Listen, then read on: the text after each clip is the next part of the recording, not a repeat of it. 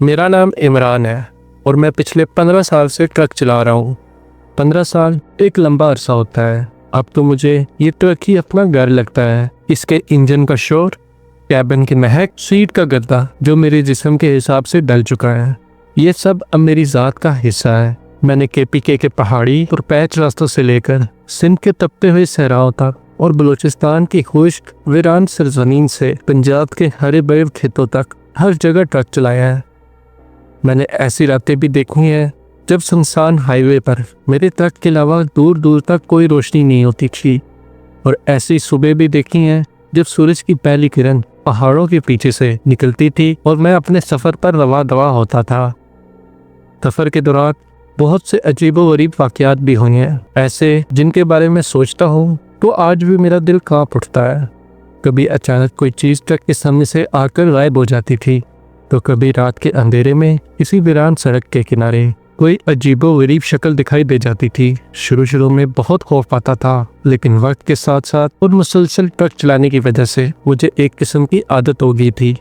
अब मैं इन चीज़ों पर ज़्यादा ध्यान नहीं देता था। दिल को तसल्ली दे देता था कि नज़र का धोखा होगा, यह शायद नींद का खुमार, मगर दिल के किसी कोने में खौफ हमेशा कायम रहता है, एक अनजाना सा डर जो हर ड्राइवर के साथ होता है।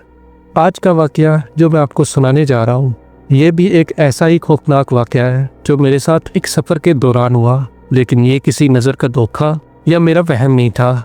ये हकीकत थी, एक ऐसी हकीकत जिसने मेरी रूह तक को झंझोड़ कर रख दिया।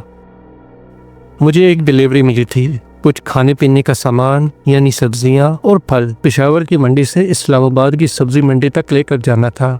ये कोई नया काम नहीं था। मैं इस रोड पर महीने में कई चक्कर लगा लेता था। जैसे कि सब लोग जानते हैं, ट्रक पर सामान पहुंचाने का काम अक्सर रात को ही किया जाता है ताकि सुबह होने तक माल मंडी में उतर जाए। तो मैंने भी रात को सफ़र करने का ही फैसला किया। रात के कोई 11:30 बज रहे थे जब मैं पेशावर की मंडी पहुंचा। मंडी उस वक्त भी जाग रही थी। मजदूर सामान उठाकर इधर से उधर ले जा रहे थे। आरतियों की दुकानों पर लाइटें जल रही थीं और हवा में सब्जियों और मिट्टी की मिली जुली महक थी। मेरा सामान भी लोड हो रहा था। सब्जी की लकड़ी की पेटियां एक एक करके तरतीब से ऊपर रखी जा रही थीं। मैं पास खड़ा हर चीज़ की निगरानी कर रहा था। आमतौर पर ड्राइवर लंबा सफ़र की तन्हाई मिटाने के लिए अपने साथ किसी छोटे या किसी मुसाफिर को बिठा लेते हैं ताकि सफ़र के दौरान बातचीत होती रहे और नींद ना आए, लेकिन उस रात मेरा इरादा अकेले जाने का था। मेरा जो रेगुलर हेल्पर था वो बीमार था और मुझे किसी अजनबी को अपने साथ बिठाना मुनासिब नहीं लगा। मैंने सोचा 3-4 घंटे का ही तो सफ़र है, आराम से गुजर जाएगा। 12 बजे के करीब ट्रक में सारा सामान लोड हो चुका था। पेटियों के ऊपर से मोटा तरपाल डालकर रस्सियों से मजबूती से बांध दिया गया था। मैंने आरती से पैसे लिए, अल्लाह का नाम लिया और ट्रक स्टार्ट किया और अपनी मंजिल की तरफ चल पड़ा। पेशावर शहर से निकलते हुए ट्रैफिक काफ़ी थी, लेकिन जैसे जैसे मैं शहर से दूर होता गया सड़क सुनसान होती गई। मोटरवे पर चढ़ने के बाद तो गाड़ियाँ बिल्कुल ही कम हो गई। रात अपने अरूज पर थी। आसमान पर चांद नहीं था, जिसकी वजह से अंधेरा और भी गहरा लग रहा था। मेरे ट्रक की हेडलाइट जहाँ तक जाती थी बस वहीं तक रोशनी होती थी। उसके आगे और पीछे गुप्त अंधेरा था। मैंने अपनी आदत के मुताबिक तन्हाई दूर करने के लिए रेडियो ऑन कर दिया। रेडियो पर कोई पुराना गाना चल रहा था। मैंने स्टीयरिंग व्हील पर अपने हाथ जमाए और गाने के साथ गुनगुनाता हुआ आहिस्ता आहिस्ता अपनी धुन में चला जा रहा था। सफ़र शुरू हुए तकरीबन आधा घंटा गुजरा होगा। मैं अभी नौशेरा से आगे निकला था। इलाका बिल्कुल सुनसान था और सड़क के दोनों तरफ झाड़ियाँ और खेत थे। सब कुछ मामूल के मुताबिक था, लेकिन फिर अचानक मुझे कुछ अजीब महसूस हुआ। मुझे ट्रक के पिछले हिस्से से जहाँ सामान रखा था हल्की सी आवाज़ आई। आवाज़ ऐसी थी जैसे कोई चीज़ अपनी जगह से हिली हो। मैंने सोचा शायद ट्रक के हिलने की वजह से कोई पेटी थोड़ी सी खिसक गई होगी। मैंने इस बात को नज़रअंदाज कर दिया, लेकिन कुछ मिनट बाद वो आवाज़ दोबारा आई। इस बार थोड़ी ज़्यादा वाज़ेह थी। एक खटकने की आवाज़ आई, जैसे कोई लकड़ी की पेटी को खोलने की कोशिश कर रहा हूँ। मेरे जहन में फ़ौरन ख्याल आया कि कोई चूहा या बिल्ली होगी जो सामान के साथ अंदर आ गई होगी। मंडियों में ये आम बात होती है। मैं उस वक्त उसके लिए नहीं रुक सकता था। मैंने रेडियो की आवाज़ थोड़ी और ऊंची कर दी ताकि मेरा ध्यान उस तरफ ना जा सके और मैं अपनी ड्राइविंग पर तवज्जो दे सकूं, मगर वो आवाज़ बंद होने का नाम ही नहीं ले रही थी। अब वो सिर्फ खटकने की आवाज़ नहीं थी, बल्कि साफ महसूस हो रहा था जैसे कुछ चीज़ों को इधर से उधर कर रहा हूँ। हर थोड़ी देर बाद एक ठप की आवाज़ आती और फिर अचानक खामोशी छा जाती। मेरा दिल अब अजीब तरह से बेचैन होने लगा। ये किसी चूहे का काम नहीं हो सकता था। एक चूहा इतनी भारी पेटियों को कैसे हिला सकता था? मेरा दिमाग तेजी से काम कर रहा था। मैं दिल ही दिल में सोच रहा था कि क्या कोई इंसान पीछे छुपा हुआ है, लेकिन ये कैसे मुमकिन था? सामान मेरी आंखों के सामने लोड हुआ और मैंने खुद तिरपाल बांधते हुए देखा था।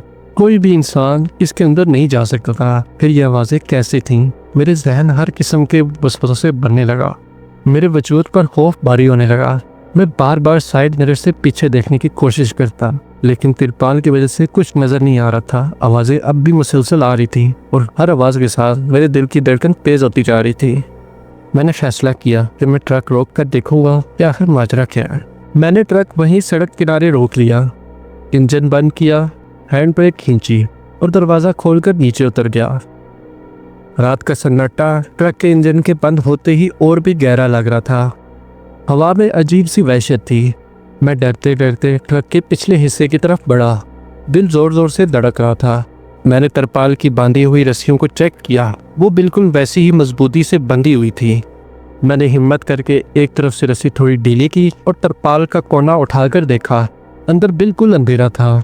मैंने अपने मोबाइल की टॉर्च ऑन की और रोशनी अंदर डाली। जो मंजर मैंने देखा उससे मेरी हैरत की इंतहा न रही। अंदर कोई नहीं था। दूर दूर तक कुछ नजर नहीं आ रहा था, न चूहा, न बिल्ली, न ही कुछ और, मगर कुछ सब्जी की पेटियां खुली हुई थीं। उनके ऊपर बंधी हुई रस्सियां टूटी हुई नहीं थीं, बल्कि उन्हें बाकायदा खोला गया था, जैसे उन्हें किसी ने खोला हो, बाकायदा घेरा खोलकर और अंदर से कुछ निकाला हो। मैंने अंदर जाकर चेक किया तो वाकई कुछ पेटियों के अंदर से सब्जियां गायब थी। मैं बहुत हैरान हुआ। ये चलते ट्रक से कौन सब्जियां ले सकता है? मेरा दिमाग सुन हो रहा था, कुछ समझ नहीं आ रहा था। मैंने खुली हुई पेटियों को दोबारा बंद किया, रस्सियां कसी और तिरपाल ठीक किया और वापस केबिन की तरफ चल पड़ा। मैंने दोबारा ट्रक चलाना शुरू कर दिया। दिन में 1000 तरह के वसवसे पैदा हो रहे थे। अभी 15 ही मिनट गुजरे थे कि मुझे वो आवाज़ दोबारा आने लगी। इस बार वो आवाज़ पहले से भी ज़्यादा थी। मेरे जहन में फौरन जिन्नात का ख्याल आया। इसके अलावा और कोई वजह समझ नहीं आ रही थी। मैं हाफिज़ कुरान भी था, इसलिए मैंने ऊंची आवाज़ में सूरह बकरा की तिलावत शुरू कर दी। मेरी आवाज़ ट्रक के केबिन में गूंजने लगी। अल्लाह के कलाम में जो ताकत है उसका अंदाज़ा मुझे उस दिन हुआ। जैसे जैसे मैं तिलावत करता गया, पीछे से आने वाली आवाज़ कम होने लगी और फिर बिल्कुल बंद हो गई। एकदम से मुकम्मल खामोशी छा गई। मैंने अल्लाह का शुक्र अदा किया। दिल को कुछ तसल्ली हुई। शुक्र है जान छूटी। मैंने सोचा शायद कोई शरीर मखलूक थी जो कुरान की तिलावत सुनकर भाग गई। मैं अब कुछ पुरसुकून होकर ड्राइविंग कर रहा था। तकरीबन आगे 30 मिनट का रास्ता बिल्कुल पुरसुकून गुजरा। मैं अब भी एक सुनसान हाईवे पर जा रहा था कि अचानक एक जोरदार धमक की आवाज़ आई। ये आवाज़ इतनी जोरदार थी कि लफ्ज़ उसे बयान नहीं कर सकते। ऐसा लगा जैसे कोई बहुत भारी चीज़ आसमान से सीधा मेरे ट्रक की छत पर आ गिरी हो। धमाका इतना शदीद था कि मेरा पूरा ट्रक बुरी तरह से हिल गया। स्टीयरिंग मेरे हाथों से फिसल गया और ट्रक लहरा कर सड़क के एक तरफ हो गया। मेरे हाथों से स्टीयरिंग का कंट्रोल छूटते छूटते बचा। ट्रक स्पीडिंग करते हुए टायर की चीखों के साथ बिल्कुल सड़क के बीचों बीच रुक गया। मेरा दिल उस वक्त इतने ज़ोर से धड़क रहा था कि मुझे लग रहा था कि ये अभी फट जाएगा। मैं कांप रहा था। मैं फौरन ट्रक से नीचे उतरा। मेरे पैर ज़मीन पर पड़ते ही लड़खड़ा गए। मैंने मोबाइल की टॉर्च ऑन की और सड़क पर आसपास रोशनी डाली, ये सोचते हुए कि शायद जो भी चीज़ गिरी थी वो सड़क पर गिर गई होगी, लेकिन वहाँ कुछ भी नहीं था। मैं हैरान और परेशान ट्रक की साइड वाली सीढ़ी से ऊपर चढ़ा। दिल में खौफ था कि कहीं ऊपर कोई बैठा ना हो। मैंने डरते डरते ऊपर छत पर हर तरफ देखा, लेकिन वहाँ कुछ भी नहीं था। लेकिन ट्रक की छत के बिल्कुल दरमियान में एक बहुत बड़ा डेंट पड़ा हुआ था, जैसे वाकई कोई बहुत भारी चीज़ वहाँ गिरी हो और उसके वजन से ट्रक की मोटी चादर अंदर की तरफ धंस गई हो। मैं ये देखकर दहशत ज़दा हो गया। ये क्या चीज़ थी जो आकर लगी? ऊपर आसमान था, वहाँ से तो कोई चीज़ आ नहीं सकती। कोई पुल, ये दरख्त भी नहीं था, तो फिर ये क्या था? मैंने नीचे उतरकर दोबारा हर तरफ तलाश किया, मगर मुझे कुछ न मिला। इस सुनसान जगह पर मज़ीद रुकना खतरे से खाली नहीं था। मैंने फैसला किया कि जल्द से जल्द यहाँ से निकल जाए और दरवाज़ा लॉक किया और ट्रक स्टार्ट करने के लिए चाबी घुमाई, लेकिन इस बार ट्रक स्टार्ट नहीं हुआ। मैंने दोबारा कोशिश की, वही चर चर की आवाज़, लेकिन इंजन स्टार्ट ना हुआ। मैंने 5, 6, 10 बार कोशिश की, लेकिन वो ट्रक स्टार्ट नहीं हुआ। ट्रक बिल्कुल मुर्दा हो चुका था। अब मेरा डर और भी बढ़ गया था।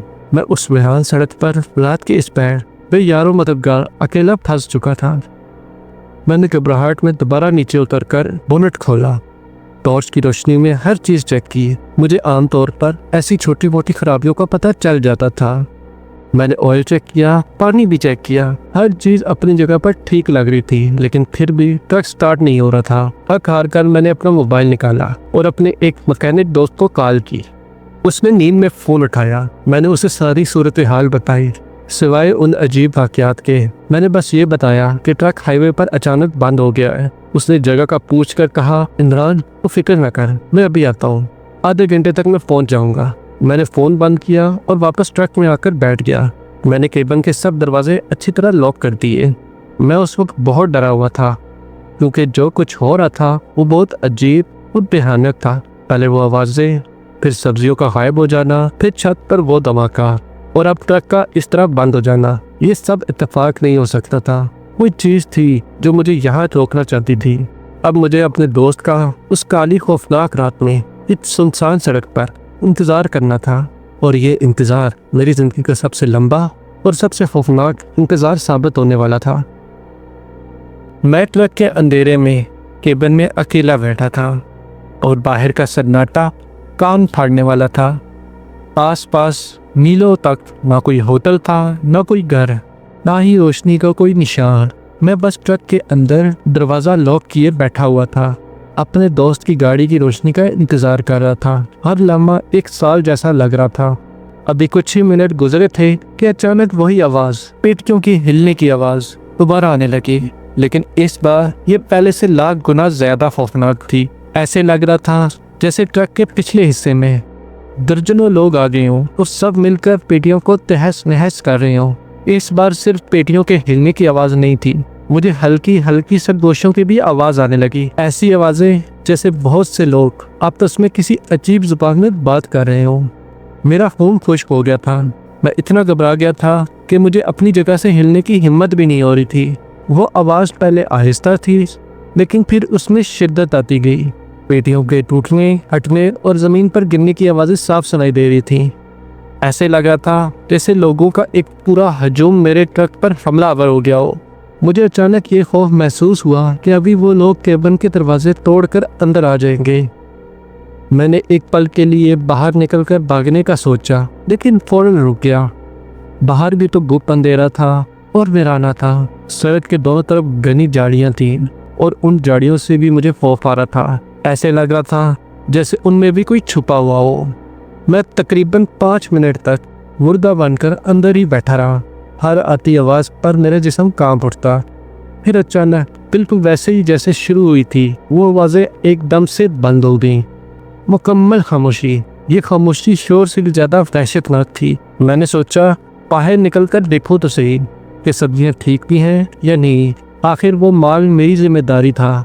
डिलीवरी के दौरान सामान की हिफाजत करना मेरा फर्ज था, और उसे हिफाजत से मंडी पहुंचाना था। यही सोचकर और दिल पर पत्थर रखकर मैंने हिम्मत की। मैंने केबिन का लॉक खोला और डरते डरते ट्रक से नीचे उतर गया।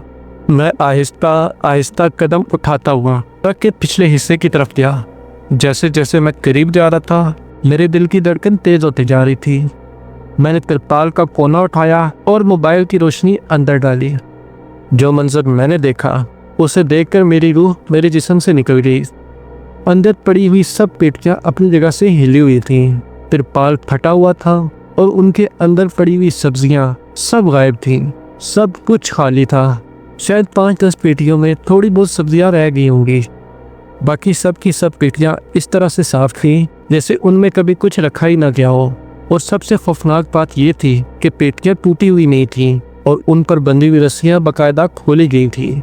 मैं इस कदर परेशान हो गया कि मेरे हाथ पांव थर थर कांपने लगे।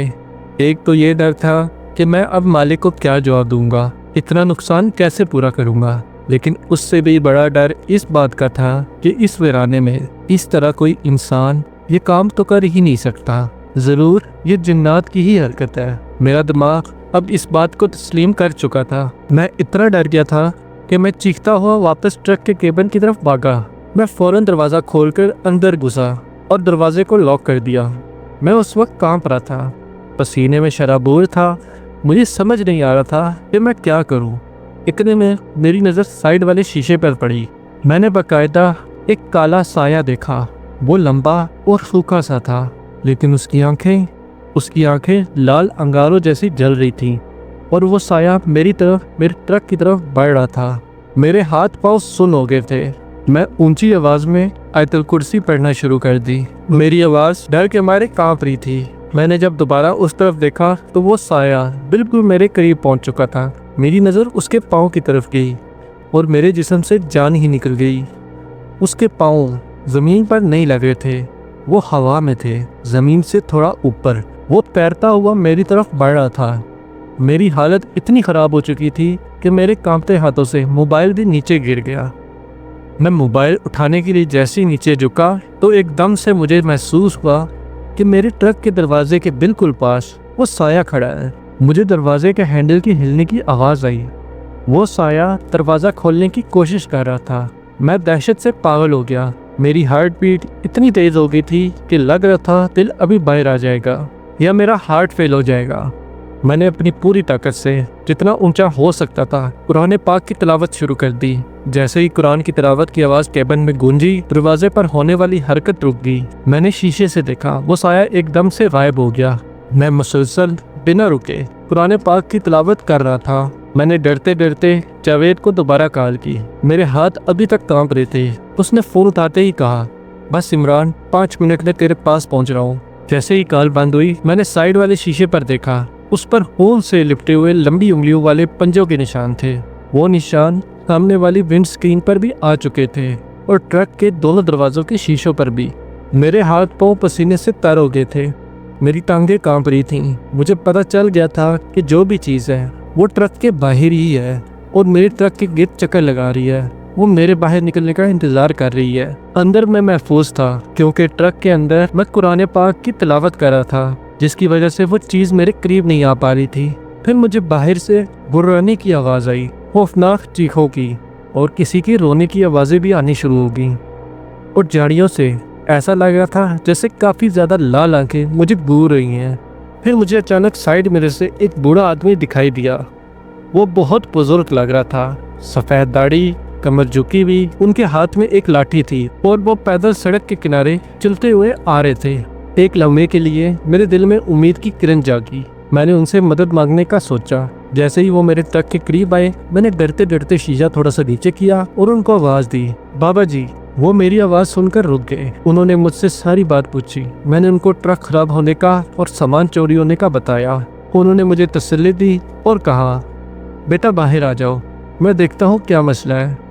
मैं उनकी तसल्ली से कुछ मुतमईन हो गया। मैंने सोचा, आखिर एक इंसान तो मिला इस वीराने में। मैं नीचे उतरा। अभी मैं गाड़ी से उतर ही रहा था कि मेरे देखते ही देखते उस आदमी का चेहरा एक खौफनाक शक्ल में तब्दील होने लगा। उसका जिस्म लंबा होने लगा। उसकी आंखें वैसे ही लाल अंगारों जैसी हो गई जैसे उस साये की थी। इससे पहले कि मैं कुछ समझ पाता, उसने मुझे जोर से धक्का दिया। मैं पीठ के बल जाकर जमीन पर गिर गया। वो साया मेरे ऊपर आया और अपने लंबे ठंडे हाथों से मेरा गला दबाने लगा।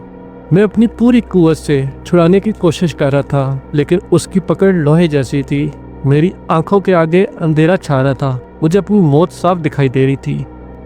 इतने में मुझे एक गाड़ी के आने की आवाज़ आई और जैसे ही उस गाड़ी की हेडलाइट की तेज़ रोशनी मुझ पर पड़ी, वो साया गायब हो गया। वो गाड़ी मेरे दोस्त जावेद की थी। उसने गाड़ी से उतरकर मेरी हालत देखी, वो भी डर गया। उसने मुझे उठाया, मुझे पानी पिलाया। मैंने उसे रोती हुई आवाज़ में सारा वाक़या बताया। उसने भी ट्रक के अंदर झांक कर देखा, सब्जियां वाकई में ही गायब थीं। हमने ट्रक को वहीं लॉक किया और उसकी गाड़ी में बैठकर वापस पेशावर की तरफ निकल पड़े। मैं आज तक नहीं जान पाया कि वो साया क्या चीज़ थी। वो कोई शैतानी जिन था या कुछ और। मुझे ये भी समझ नहीं आया कि वो मेरे पीछे क्यों पड़ गया था। वो मुझे मारना क्यों चाहता था और वो और उसकी सारी बरादरी मेरी सब्जियां क्यों लेकर गई। मैं आज भी जब उस रात के बारे में सोचता हूँ तो मेरे रोंगटे खड़े हो जाते हैं। इस वाक़े के बाद मैं कई हफ्तों तक शदीद बीमार रहा और तकरीबन 6 महीने तक मैंने रात का सफ़र नहीं किया। उसके बाद जब भी रात का सफ़र करना होता है, मैं हमेशा अपने साथ किसी न किसी को ज़रूर बिठा लेता हूँ।